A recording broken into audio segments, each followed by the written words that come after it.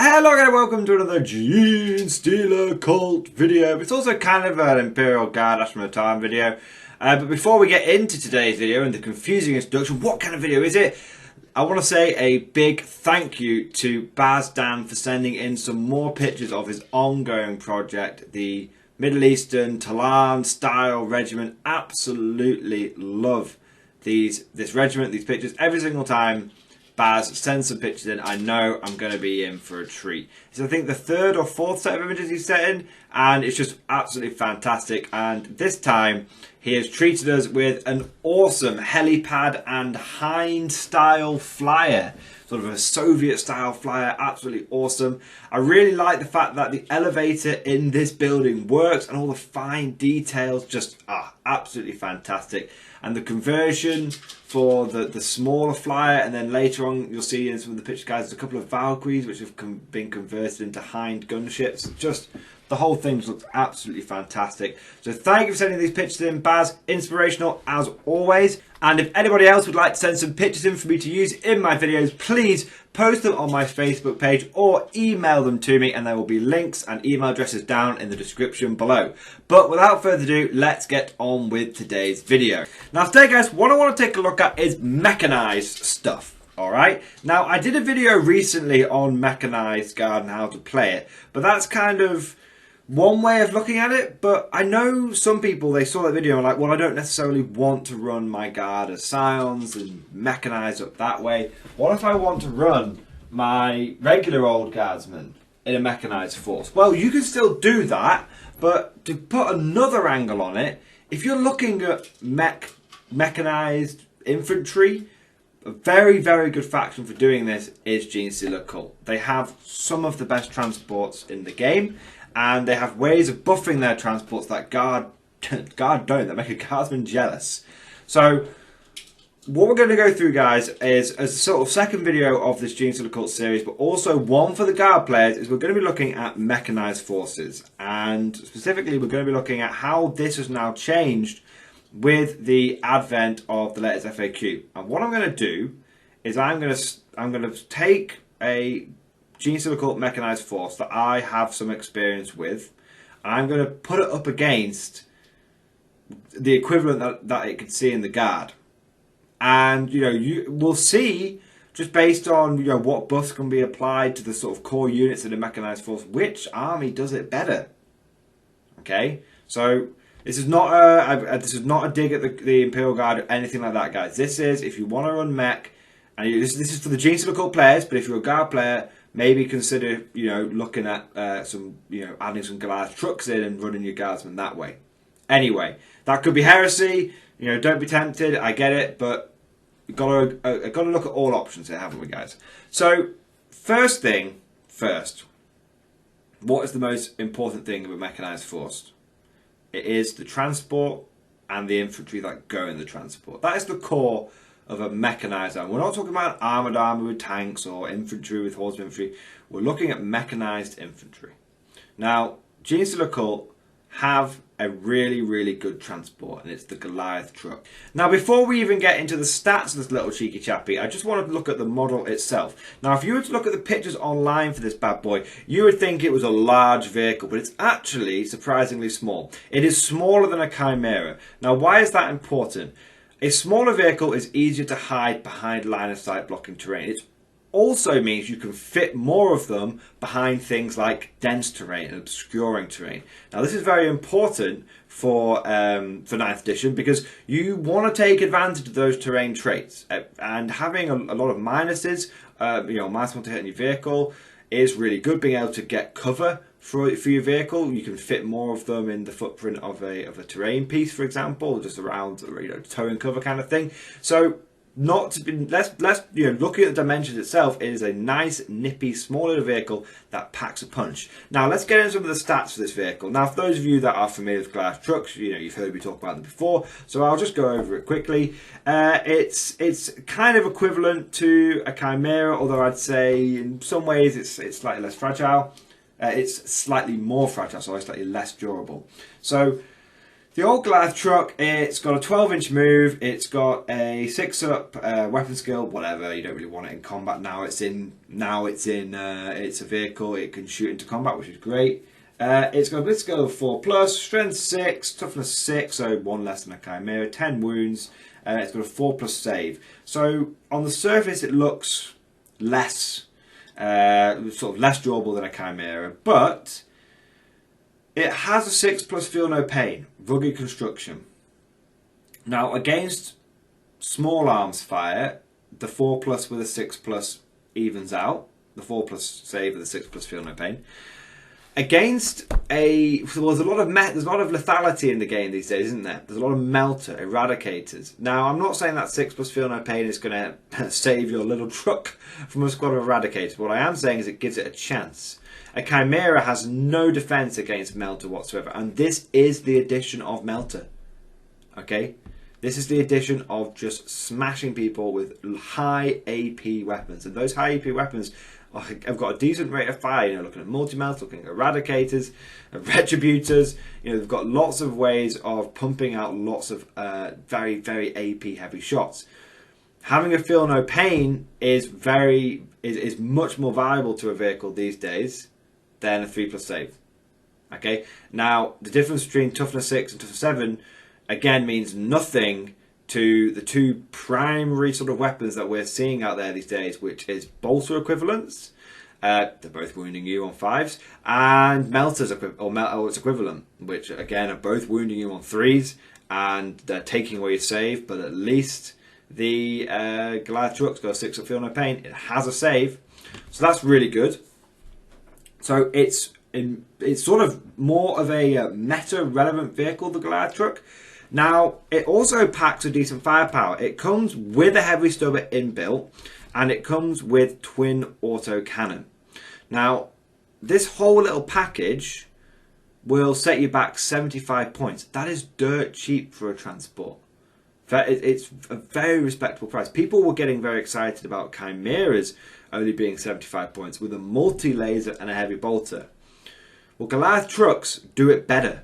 Because if we compare loadout to loadout, the twin autocannon is 4 good shots coming out of that vehicle. Okay, it's 4 strength 7, AP -1, damage 2 shots. If we look at the Chimera for the equivalent points, well, you discount the multi-laser. The multi-laser is about as good as the heavy stubber, and the heavy bolter that you can put on that thing, yeah, it's damage 2, but it's only got 3 damage 2 shots, whereas the Goliath Truck has got 4 damage 2 shots. Now the Chimera does have an advantage in terms of versatility over the Goliath Truck, and I won't deny that. You can put double heavy flamer, you can put a single heavy flamer, you can have heavy flamer, heavy bolter. The Chimera is more flexible, but point for point, Dakar, the Goliath Truck wins. Now, double heavy flamer Chimeras are good, but you got to get close to use them. Got to get damn close. The Goliath Truck has, and the random shot weapons as well. Okay, not super reliable. So there's always that chance that you're going to get double one on those 2 heavy flamers. Not ideal, but the average number of shots is 7. Fair enough. 7 automatic hitting shots, but they're only strength 5 and they're only damage 1. So yeah, it depends. Death Guard are coming around the corner. They will be reducing damage by 1, which I think will mean heavy flamers are going to be doing well. But there's a lot of not Death Guard out there, and the ability to just slam wounds into the new 2 wound MEQ meta, and the ability to slam damage 2 everywhere is good. Your basic firepower that you're looking in this force is damage 2. Can't do your nose up at that. So I would say overall the Goliath Truck is at the very least equal in terms of its own firepower and durability to the Chimera. Now we then take a look at the sort of secondary weapons, or the occupants, should we say. Now, before we move on to the actual occupants, we'll look at what the occupants can do inside their transport. Inside a Chimera, you can shoot the lasguns, the lasgun arrays, and that's it. Now, lasgun arrays are decent, Don't turn your nose up at 6 to 12 extra shots. But you can't fire special weapons and you can't fire heavy weapons, which means you have to expose the occupants inside in order to get maximum firepower. The Goliath Truck you do not. It is an open-topped vehicle, which means in the shooting phase the occupants can shoot out. That means if you're running a standard shooty neophyte squad, which is going to have 6 autoguns because the sergeant can take an autogun, unlike the sergeant in an Imperial Guard squad. The sergeant in a G6 squad can take a rifle. So you've got your lasgun arrays as well, because 6 autoguns is the same as the lasgun arrays in terms of firepower. On top of that, you can fire 2 special weapons. You have a couple of grenade launchers. So you've got 2 more crack shots, which complement the autocannon firepower of the truck. And then you can have 2 mining lasers, which is like having 2 las cannons in the squad. Admittedly, only 24-inch range, but on these smaller boards, it's not as much of a problem anymore. So you have 2 las cannons and 2 grenade launchers on top of the lasgun arrays. So, yeah. In terms of pure firepower, that Goliath Truck and its occupants are putting out significantly more for the same price point. Okay, because infantry squads now are the same cost. Basically, there's a 5-point difference. It's nothing. There's a 5-point difference between the infantry squad and the Brood Brothers now. The infantry squad they can take a plasma gun, but they can't use it whilst they're inside. So whilst the infantry squad might be slightly cheaper, 5 points cheaper, and you only take the 1 special weapon, so that makes it cheaper, but the heavy weapon, if you take a las cannon, is a bit more expensive, blah, blah. Point is, the Goliath Truck and the Goliath Truck Neophyte squad will be more expensive unless you take a double heavy bolter on your Chimera, but you don't have to expose the occupants to get maximum firepower. So that's really, really good. Now let's look at the occupants proper. We've kind of mentioned it.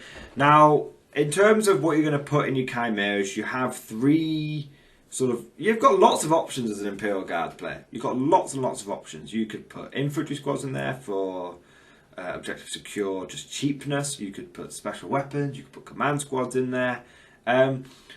The Chimera definitely has a smorgasbord of options which can be put inside of it, and I think that's where its strongest, its major advantage is. The Guard has a lot more unit options in terms of human stuff to put inside a Chimera than the Goliath Truck does. But again, those guys have to get out to do their damage. So the Chimera is more of a delivery system, and the Goliath Truck is more of a mobile pillbox. The Goliath Truck occupants can fire safely from their truck every single turn. The Chimera occupants need to jump out, do their thing, and then probably die. That's typically what happens. Even with things like Scions, they will typically die because a 4-up save isn't really enough to keep you going. So I'd say it's kind of, I'd say they're on par there, because whilst the Genestealer cult can put neophytes inside the truck, and as we've mentioned, they can put a couple of las cannons equivalents and grenade launchers, or you could put acolytes inside your truck, and you can give each one of those acolytes a hand flamer, and hand flamer's got a 12-inch range now, so you could put 12 flamer shots inside your Goliath Truck. One other thing to mention, which previously wasn't really a big deal, but now with 9th and vehicles being able to shoot into combat, one thing to mention is that the Goliath Truck can take a cache of demo charges, which basically gives it's quite amusing, it basically gives it a 6-inch range battle cannon shot. So the cache of demolition charges, it's got a 6-inch range, it's assault D6, it's strength 8, it's AP -3, so it's actually slightly better than a battle cannon. It's AP -3, not AP -2, and it's D3 damage. And it can only be fired if someone's inside the truck. Now, previously that wasn't really very good because to use it, your vehicle would have to get so close that more than likely the enemy would just bad touch it, and you wouldn't be able to, or just tag it, and you wouldn't be able to use your vehicle again. But now, your vehicle getting stuck in combat, if the enemy doesn't kill it, it's just going to lob out a demolition charge into their face. So that is actually quite a it's quite a nice thing to have because it's kind of cheeky. So the enemy, a lot of enemies still rely upon touching vehicles and tagging vehicles and making it so yeah, they can still fire in combat, but they're only going to shoot to what I want them to shoot at. If let's say you tag a truck in combat and you want to you tag a truck in combat and you only tag it with like a couple of termagants or something. The Chimera realistically is gonna, let's say you tag it with 3 or 4 termagants. The Chimera realistically is gonna have to like put all its firepower into those 3 or 4 termagants because you're only gonna hit on 5s, and yeah, it's not ideal. Now the Goliath Truck, you could throw your demo charge and your heavy stubber and then be like, okay, I'll shoot my twin autocannon outside of combat if that works. Because the demo charge, it's D6 shots, so it's going to be 3 shots, and the heavy stubber. Now you might be thinking, yeah, you're still hitting on 5s, but that's not true. Because seamless transition into the next part of the video, but how the different factions can buff their transports. See, the Chimera can only really receive reroll 1 to hit buff. And that is either from Yarrick, from being Cadian, or from Sergeant Harker if you've got cast chance. Okay? Fair enough. But all of those, the Cadian one you have to stay still, fair enough, that's going to be effectively stuck in combat. But the Yarrick and the Harker, they've only got a 6-inch range on that buff. And rerolling 1s isn't really ideal. You know what's better than rerolling 1s? Getting +1 to hit, which Genestealer Cult can do by having a Jackal Alphas nearby. Now the range of the Jackal Alphas' ability is actually quite large. It is a 12-inch aura. Sorry, no, it is a 6-inch aura, but you can boost it with a stratagem from the greater good to an 18-inch aura for that turn. So you don't need to have your Jackal Alphas in perilously close to the enemy to be able to buff your truck that might have got stuck in combat. Now, that also is the last thing to mention before we move on, because I really want to drill down to the Jackal Alphas a bit further.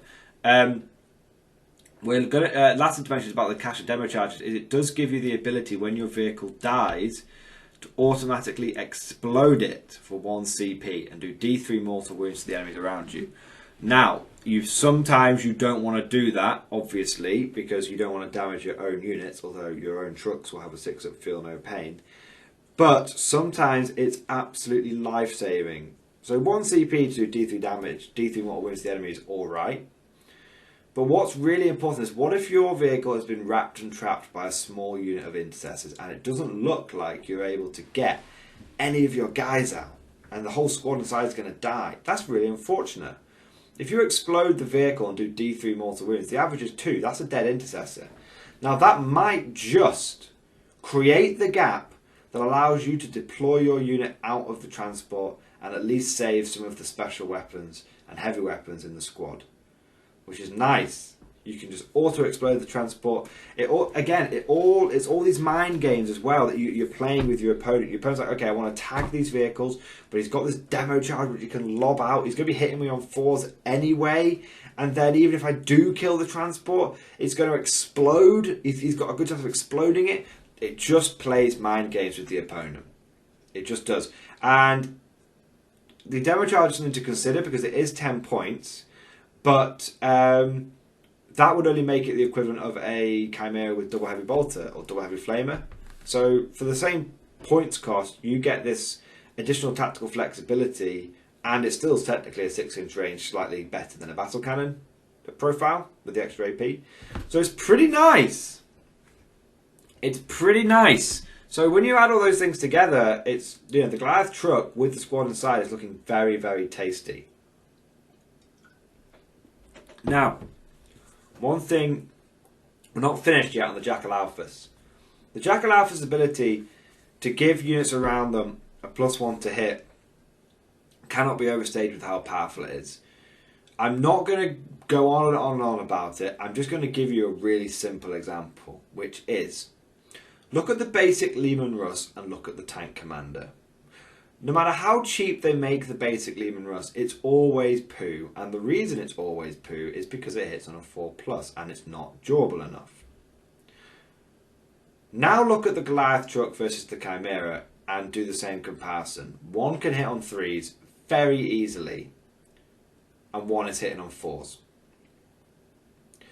The fact that you can get every vehicle in your army hitting on 3s is just fantastic. Now, some of you might say, what about dense terrain, blah, blah, blah. Genestealer Cult have access via a certain cult creed, which is equivalent of a regiment trait, to get another +1 to hit. It's called Chilling Efficiency. It's for Hive Cult, arguably one of the best mechanized cult creeds anyway, which, because they also gives you access to a real ones to hit Warlord trait. Now, what that means is you've got enough +1 to hit buffs to start overcoming difficult terrain, obscuring terrain, dense terrain. But if you're not fighting dense terrain, it means that all your firepower from your truck is going to be hitting on 3s in a normal straight up firefight. And don't forget, now that vehicles can move and shoot without penalty, that's really, really powerful. One other thing to mention, and this is cheesy, but it is rules as written. If you look at the open topped rule for the Goliath Truck, it specifically says models embarked on this model can attack in their shooting phase, measure the range and draw line of sight from any point. When they do so, any restrictions or modifiers that apply to the truck also apply to its passengers. That means that if you put a +1 to hit modifier on the Goliath Truck, the +1 to hit modifier also affects the occupants inside. Amazing. I have checked FAQs. This has not been changed.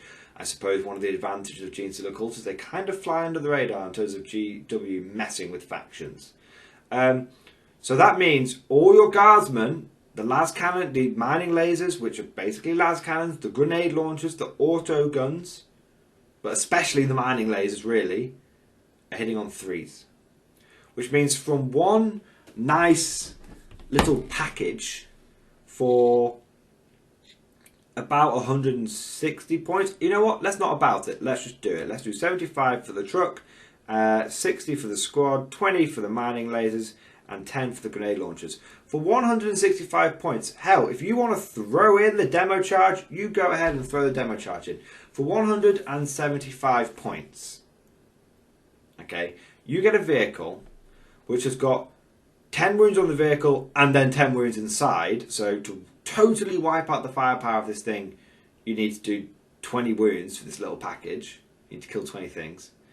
You get 4 autocannon shots, 3 heavy stubber shots, 2 las cannon shots, 2 grenade launcher shots, and between 6 and 12 autogun shots. 12 if you're nice, if you're within half range. And in a pinch, you get D6 battle cannon shots as well at 6-inch range, and if the enemy blows the vehicle up, you can do D3 mortal wounds to the enemy. That is a lot in one package. If you compare that to like a Leman Russ, which is 170 points, well, it's 160 points for a battle cannon and a heavy bolter. You know, you give it 2 more heavy bolters and it's still more expensive. It's 190 points for a Leman Russ. You know, if this thing has the firepower, more firepower than a Leman Russ. This thing has more firepower than a Leman Russ. If you compare it to a Leman Russ Tank Commander, which is 165 points now base, and then it's 195 points after everything's been and done with the battle cannon and the heavy bolter. So that's 195 points for 2d6 battle cannon. So for 7, strength 8, AP minus 2 shots, D3 damage. So 7 shots and 3 heavy bolter shots for 1 vehicle. And then you've got something which is cheaper than that, which is hitting on it, and at the very least it's got equivalent firepower. Between those autocannons and grenade launchers and las cannon equivalents, it's at least equal. Then you throw in the heavy stubbers and you throw in the auto guns. It's at least got equal amount of firepower, but more overall wounds. It's got a feel no pain, and it's hitting on the same value. So arguably tougher, arguably the same amount of firepower, hitting on 3s, and there is a chance for it to reroll 1s by Hive Cult. I mean, this package, I know we're talking a lot about one thing, but we're talking about the core makeup of a mechanized force. We're comparing guard mech to Genestealer Cult mech, and you know, Genestealer Cult mech is winning. It's winning overall. I think, you know, there's a lot of factors you could, you know, we could look at different regiment traits and all this kind of stuff. I get it, but there's a lot of factors to me which are pointing towards Genestealer Cult having a better mechanized force than guard now. Or at the very least, it's equal, it's equivalent, but I think it's probably better overall. Now, Genestealer Cult don't have access to tank commanders, which is true. They only have access to standard. Well, that's not true, actually. That's not true, because you could take a Brood Brother detachment and you could take yourself 3 tank commanders as well.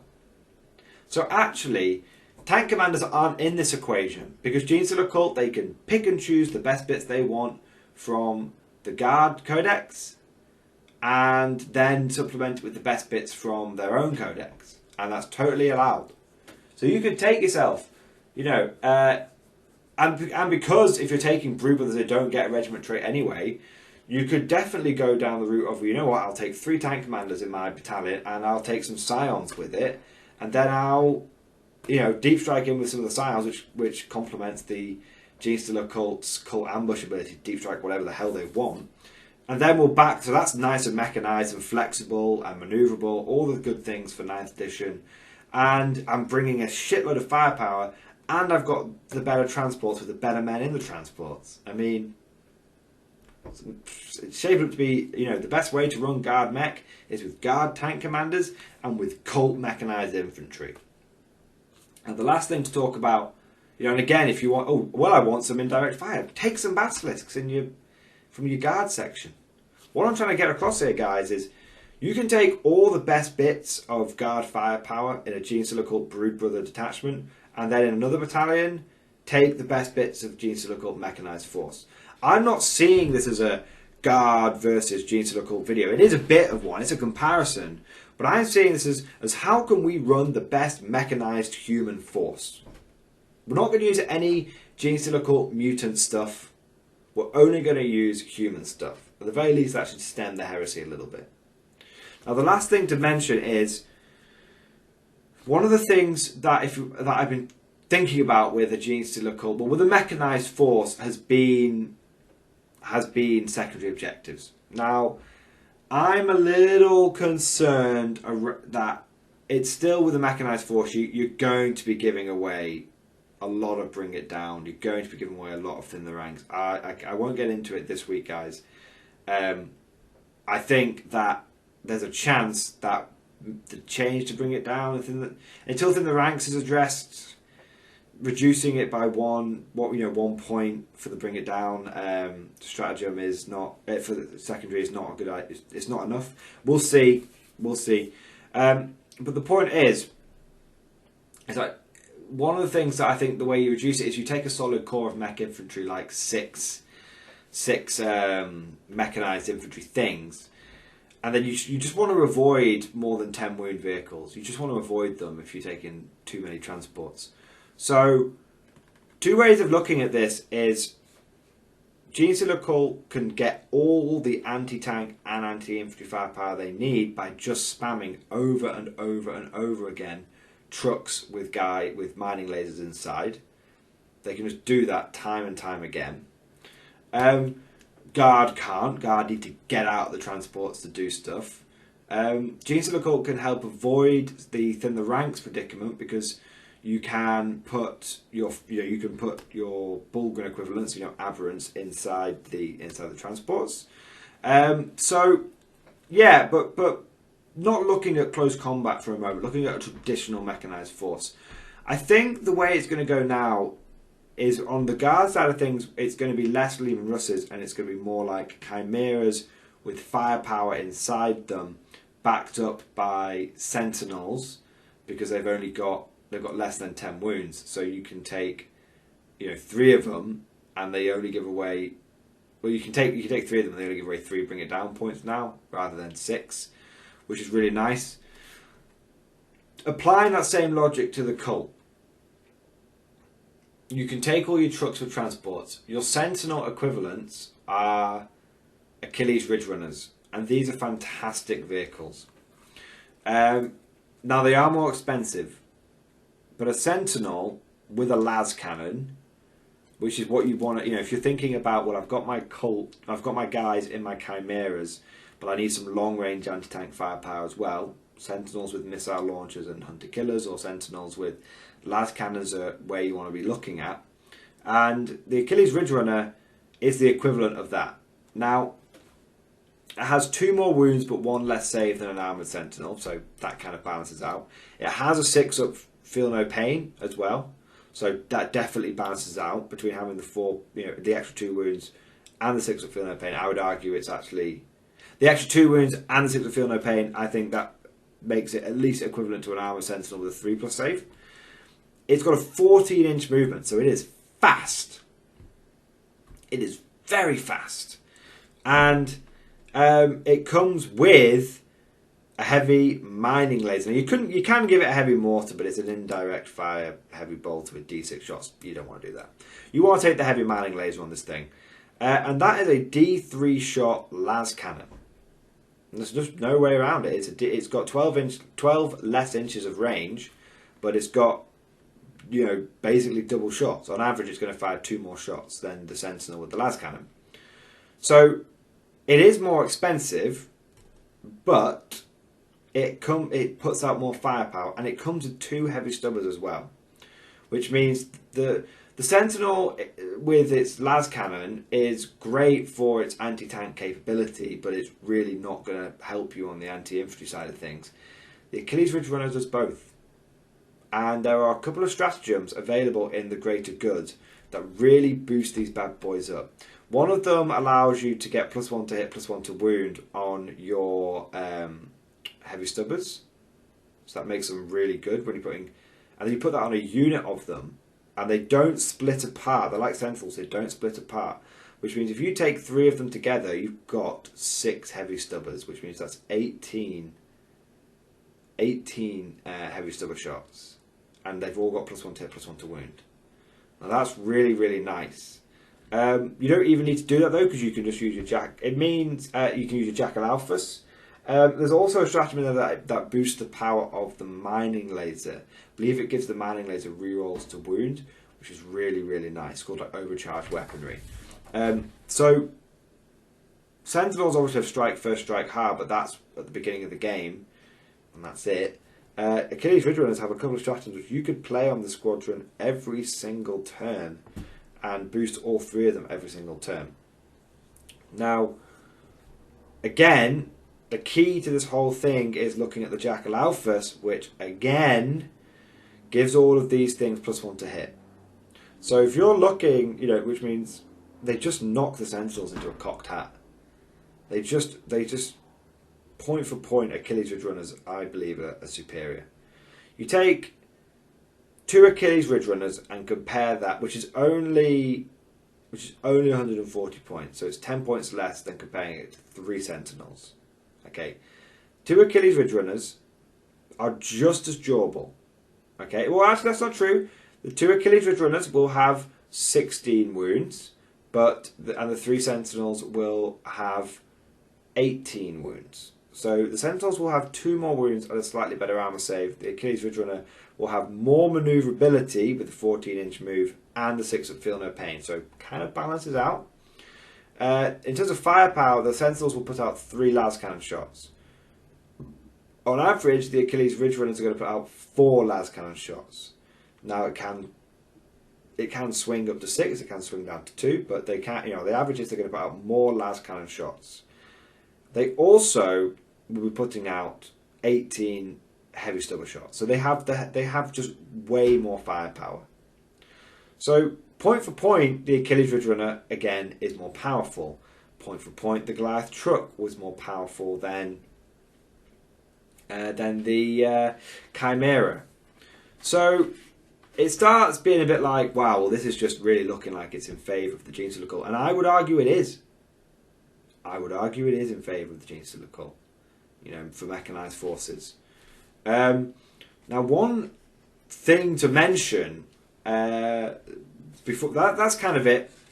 They're the core bits for the Mechanized Force.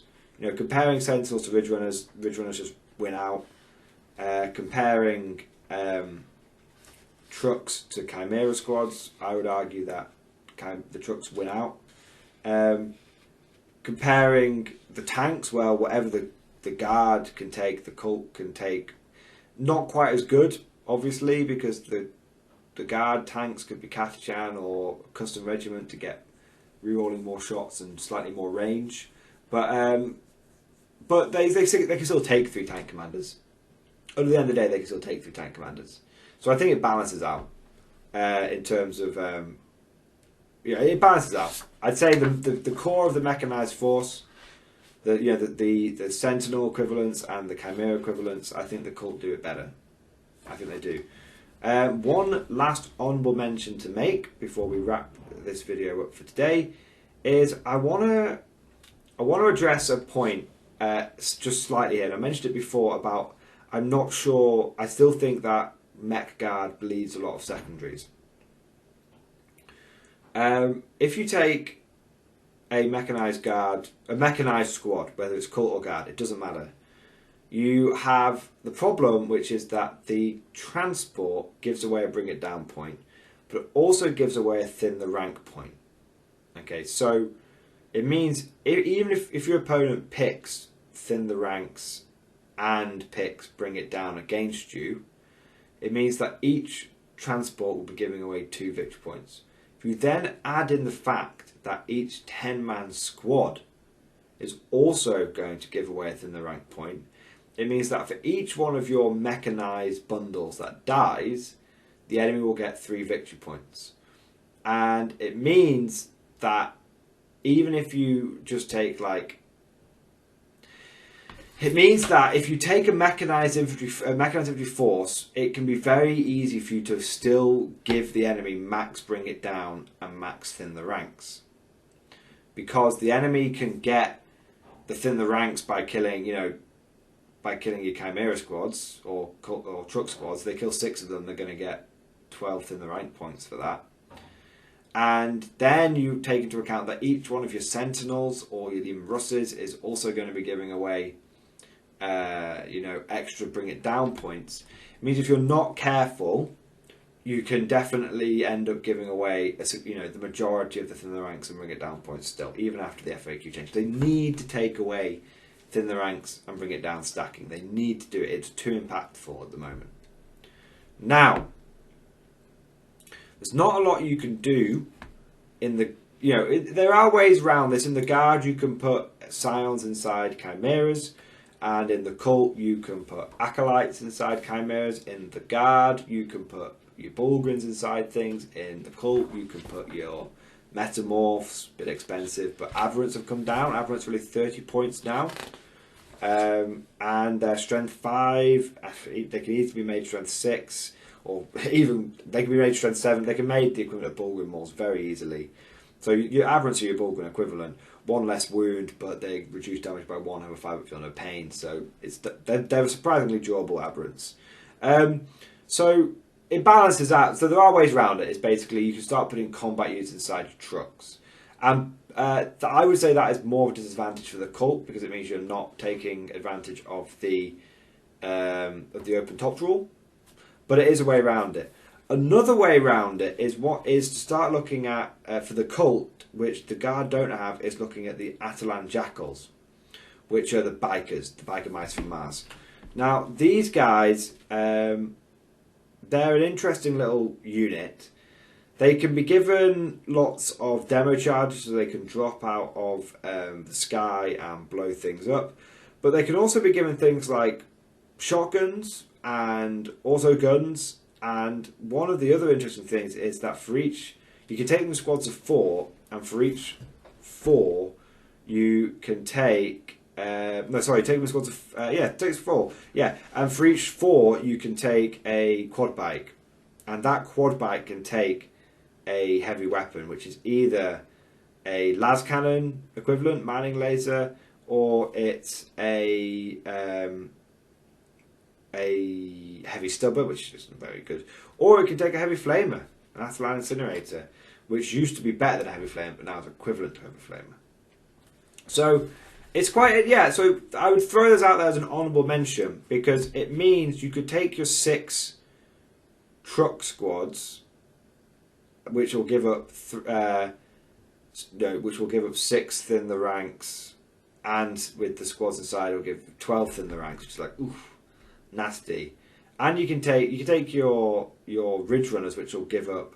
If you take 6 ridge runners, that will give up 6 more bring it down points. So you're like, oh, I'm already on like 12 bring it down, 12th in the ranks. I'm not enjoying this.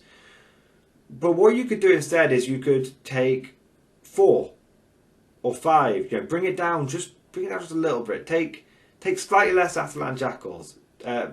Take slightly less ridge runners, slightly less Goliath Trucks, and then make up for it with your Atalan Jackals. Because they're bikers, they still fit with the theme, they're still super fast, they've got 14-inch range.